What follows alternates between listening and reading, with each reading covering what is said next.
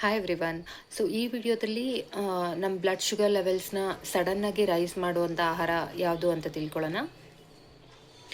So ಮೊದಲನೇದಾಗಿ ಬಂದು ಇವು ನೋಡಲಿಕ್ಕೆ ನಿಮಗೆ ನಾವು ಶುಗರ್ ಕನ್ಸಂಪ್ಷನ್ ಮಾಡ್ತಾ ಇಲ್ಲ, ಜಾಸ್ತಿ ಸಕ್ಕರೆ ನಿಲ್ಲಿಸ್ಬಿಟ್ಟಿದ್ದೀವಿ ಅಂತ ಹೇಳ್ತೀರಾ.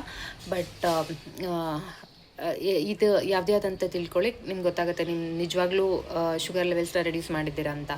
ಒಂದು ಬಿಳಿ ಅಕ್ಕಿ ಅಥವಾ bread, pastries, sugary drinks, so ಇದರಲ್ಲೆಲ್ಲ ತುಂಬ ಸಕ್ಕರೆ ಜಾಸ್ತಿ ಇರುತ್ತೆ.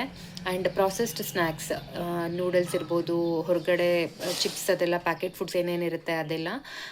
ಸಾಸ್ಗಳು, ಬಿಕಾಸ್ ಸಾಸಲ್ಲಿ ತುಂಬ ಹಿಡನ್ ಶುಗರ್ಸ್ ಇರುತ್ತೆ, ನಿಮಗೆ ಗೊತ್ತಾಗಲ್ಲ ಅದು ಶುಗರ್ ಅಂತಾನು. ಸೊ ಈ ಎಲ್ಲ ಆಹಾರಗಳು ಸಕ್ಕರೆನ ತಕ್ಷಣಕ್ಕೆ ರೈಸ್ ಮಾಡುತ್ತೆ ನಿಮ್ಮ ಬ್ಲಡ್ ಶುಗರ್ ಲೆವೆಲ್ಸ್ನ. ಆ್ಯಂಡ್ ನಿಮಗೆ ಸುಸ್ತಾಗಲಿಕ್ಕೆ ಆ್ಯಂಡ್ ಎನರ್ಜಿ ಲೆವೆಲ್ಸ್ ಡ್ರಾಪ್ ಕೂಡ ಆಗುತ್ತೆ ಈ ಥರ ಆಹಾರಗಳನ್ನ ತಿಂತಾ ಇದ್ದರೆ. ಆಹಾರದ ಲೇಬಲ್ಗಳನ್ನ ನೀವು ಓದಬೇಕು, ಹಿಂದ್ಗಡೆ ಏನು ಬರ್ತಿದ್ದಾರೆ, ಇಂಗ್ರೀಡಿಯೆಂಟ್ಸ್ ಏನೇನಿದೆ. ಬಿಕಾಸ್ ಇವಾಗ ಶುಗರ್ ಅಂದರೆ ಪ್ಯಾಕೆಟಲ್ಲಿ ಶುಗರ್ ಅಂತಲೂ ಮೆನ್ಷನ್ ಆಗಿರಲ್ಲ, ಶುಗರ್ದು ನಾನಾ ಥರದ ಹೆಸರುಗಳು ಮೆನ್ಷನ್ ಮಾಡಿರ್ತಾರೆ. ಸೊ ದಟ್ ಇದು ಶುಗರ್ ಅಂತ ತುಂಬ ಜನಕ್ಕೆ ಗೊತ್ತಾಗಬಾರ್ದು ಅಂತ. ಸೊ ಹಿಂದ್ಗಡೆ ತಿರುಗಿಸಿ ಇಂಗ್ರೀಡಿಯೆಂಟ್ ಲಿಸ್ಟಲ್ಲಿ ನೋಡಿ ಏನಿದೆ, ಸಕ್ಕರೆ ಇದೆನಾ, ಇದರಲ್ಲಿ ಮೈದಾ ಇದೆನಾ. ಪ್ಯಾಕೆಟ್ ಫ್ರಂಟಲ್ಲಿ ಗೋಧಿ ಅಂತ ಹಾಕಿರ್ತಾರೆ, ಬಟ್ ಹಿಂದೆ ತಿರುಗಿಸಿ ನೋಡಿದ್ರೆ ನಿಮ್ಗೆ ಗೊತ್ತಾಗುತ್ತೆ ಅದು ಗೋಧಿ ಅಲ್ಲ, ರಿಫೈನ್ಡ್ ವೀಟ್ ಫ್ಲೋರ್, ಮೈದಾ ಹಾಕಿರ್ತಾರೆ ಅಂತ.